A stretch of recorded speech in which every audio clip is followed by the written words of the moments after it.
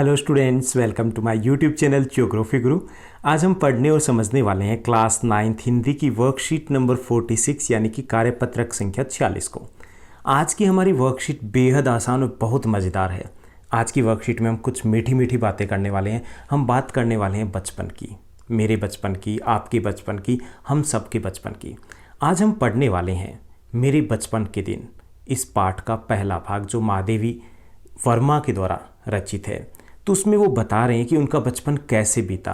तो उसके साथ साथ हम अपने बचपन को भी जोड़ लेंगे। तो आसान सी वर्कशीट है जिसको हम समझेंगे, उसके बाद आसान से कुछ प्रश्नोत्तर दिए गए जिनको हमें हल करना है। तो चलिए शुरुआत करते हैं आज की वर्कशीट की। जैसा कि आप अपनी स्क्रीन के ऊपर देख पा रहे हैं, ये हमारी वर्कशीट नंबर 46 यानी कार्यपत्रक संख्या 46 है।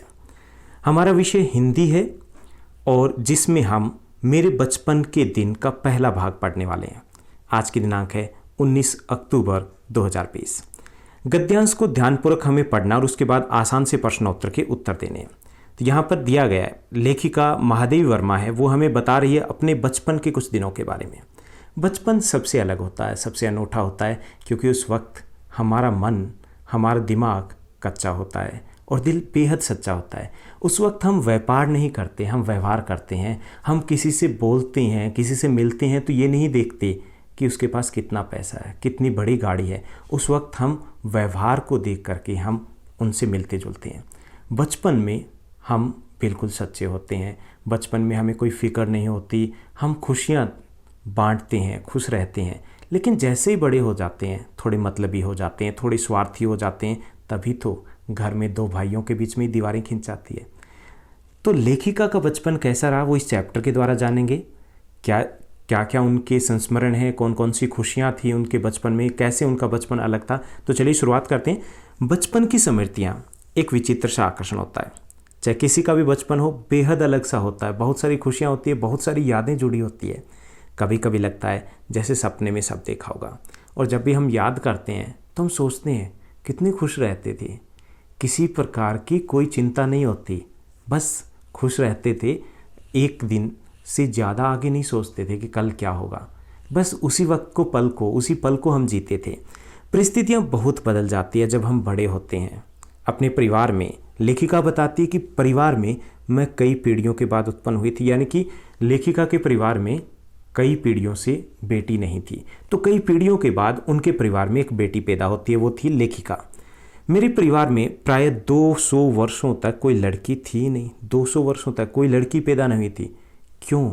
सुना है उसके पहले लड़कियों को पैदा होते ही परमधाम भेज देते थे, यानी कि उस वक्त शिशु भ्रूण हत्या थी, जो आज भी देहात के कुछ स्थानों पर जारी है। हालांकि उसके ऊपर रोक लग चुकी है, लेकिन उस वक्त जो परंपराएं थी, उस वक्त परंपराएं नहीं कहेंगे, ये कुरीति कहेंगे। कुरीति थी कि लड़कियों को बोझ माना जाता था। ये समझा जाता था कि लड़की है ये तो पराया धन है, लड़की है ये हमारे सर के ऊपर बोझ है। तभी तो लड़की थोड़ी सी बड़ी होती थी और पिता, घर वाले सोचने लगते थे कब इसको बोझ उतारें, ये नहीं सोचते थे कब शादी करें। तो उनके परिवार भी इसी प्रकार का रूढ़िवादी परिवार था। रूढ़िवादी परिवार होता जो लकीर का फ़कीर, जो अपनी परंपराओं को नहीं बदलना चाहता, जो समय के साथ आगे नहीं बढ़ना चाहता। इसलिए उनके परिवार में 200 वर्षों तक कोई लड़की पैदा नहीं हुई। पैदा हुई होगी लेकिन पैदा होते ही उसको मार दिया जाता था। फिर मेरे बाबा ने बहुत दुर्गा पूजा की।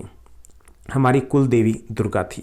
मैं उत्पन्न हुई तो मेरी बड़ी खातिर हुई, यानी कई वर्षों तक, सैकड़ों वर्षों तक बेटी नहीं थी। जब जो लेखिका है, महादेवी वर्मा है, वो उनके घर में पैदा हुई तो उसकी बहुत खातिरदारी हुई, बहुत अच्छे तरीके से खुशियाँ मनाई गई, अच्छे से स्वागत किया गया परिवार में। मुझे वह सब नहीं सहना पड़ा जो अन्य लड़कियों को सहना पड़ता है, क्योंकि वो सबकी लाडली थी।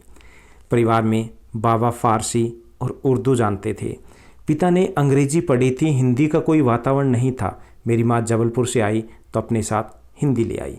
यानी उनका परिवार, एक कारण था उनके जन्म का लेखिका के, पहला ये था कि समय बदल चुका था।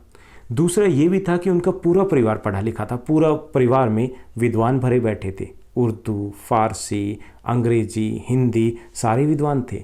तो पढ़ाई लिखाई का भी माहौल था। जब हम पढ़ते हैं, थोड़ा सा आगे बढ़ते हैं, हमारी सोच भी बेटर होती है, हम और ज़्यादा विस्तृत तरीके से सोचने लग जाते हैं। तो वहाँ पर पूरा परिवार का माहौल था वो पढ़ाई लिखाई के था, इसलिए लेखिका को वैसा ही लाड प्यार मिला जैसा कि एक परिवार में बेटे को दिया जाता था उस वक्त। हालांकि अब की बात करें तो अब शायद ज़्यादातर परिवार जिनमें पढ़ाई लिखाई का माहौल है वहाँ पर बेटा या बेटी में फ़र्क नहीं समझा जाता। तो लेखिका बता रही है कि उन्हें वो सब नहीं सहन करना पड़ा जो उस वक्त लड़कियों को सहन करना पड़ता था। कई प्रकार के बंधन होते थे, उन्हें पढ़ाई लिखाई यानी कि पढ़ने लिखने भी नहीं दिया जाता था, लेकिन इनके साथ ऐसा कुछ नहीं हुआ। तो वे पूजा पाठ भी बहुत करते थे उनके परिवार में, यानी कि धार्मिक प्रवृत्ति के थे। और पहल उन्होंने मुझको पंचतंत्र पढ़ना सिखाया, यानी धार्मिक प्रवृत्ति, चाहे हम किसी भी धर्म को मानते हों, सब एक ही रास्ता दिखाते हैं, सबसे प्रेम कीजिए, अपने कर्तव्य का पालन कीजिए। तो जहाँ पर धर्म से और पढ़ाई से नाता जिस परिवार का जुड़ा होता है वो परिवार अच्छे संस्कार देता है। हम जब गलियों में, सड़कों में, स्कूल में जैसा व्यवहार करते हैं वो व्यवहार दिखाता है हमारे परिवार ने हमें कैसे संस्कार दिए, और जो घर में हम व्यवहार करते हैं वो दिखाता है कि स्कूल में शिक्षकों ने कैसे संस्कार दिए।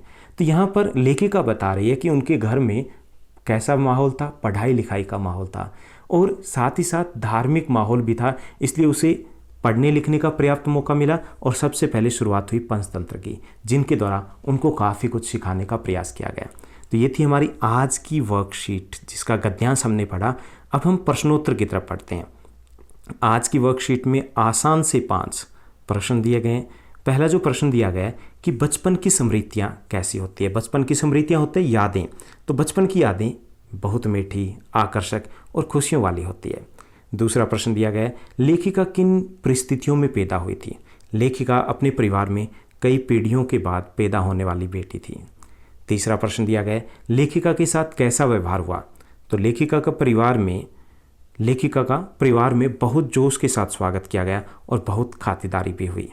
चौथा जो प्रश्न दिया गया है वो भी बेहद आसान है कि परिवार में पढ़ाई लिखाई का क्या वातावरण था। तो परिवार में सब पढ़े लिखे थे। लेखिका के जो बाबा थे वो फारसी और उर्दू, पिता थे वो अंग्रेजी और माता हिंदी के विद्वान थी। पांचवा प्रश्न है महादेवी जी के संस्मरण को पढ़ते हुए आपके मानस पटल पर भी अपने बचपन की बहुत सी स्मृतियाँ उभर कर आई होगी, उसे लिखिए। तो आप अपने तरीके से भी लिख सकते हो, आपकी बचपन की कोई याद जो बहुत मीठी हो, कुछ खट्टी हो, तो वो याद आप लिख सकते हो। मैंने कुछ उत्तर लिखे हैं, जैसे बचपन बहुत अलग होता है, सबका बचपन खुशियों से जुड़ा होता है। बहुत से किस्से हैं जो बचपन के अभी भी बिल्कुल ताज़ा है मेरे दिमाग में। याद आता है जब एक बार मुझे नए जूते मिले थे बचपन में, मैं उन्हीं जूतों को पहनकर ही सो गया था, मना कर दिया था खोलूँगा नहीं। याद आता है कैसे स्कूल जाने के समय पेट में दर्द शुरू हो जाता था और जब पता चलता कि 8:30 हो गए तो पेट दर्द छूमंतर हो जाता था। याद आता है जब स्कूल में नोटबुक पर गुड मिलता था, कितनी खुशी होती थी, सबको दिखाते थे। उस वक्त व्हाट्सएप वगैरह नहीं होता, अदरवाइज़ हो सकता मैं स्टेटस भी लगा लेता। तो ये बचपन की यादें हैं। याद ये भी आता है कैसे उकड़ू बैठकर शक्तिमान और मोगली नाटक देखा करते थे, उसमें ही सारी खुशियाँ थी। तो आप भी अपने बचपन की कोई घटना है, कोई याद है, उसको लिख सकते हो। ज़रूर नहीं कि जैसा मैंने आंसर दिया है वैसा ही आप लिखो। तो ये थी हमारी आज की बेहद आसान सी वर्कशीट। उम्मीद करता हूँ आपको सभी प्रश्नों के उत्तर मिले होंगे, अच्छे से समझ में आया होगा। ऐसे ही हमारे साथ बने रहिए। इस चैनल को लाइक, शेयर, सब्सक्राइब ज़रूर कीजिएगा। Thank you, bye bye, have a nice day.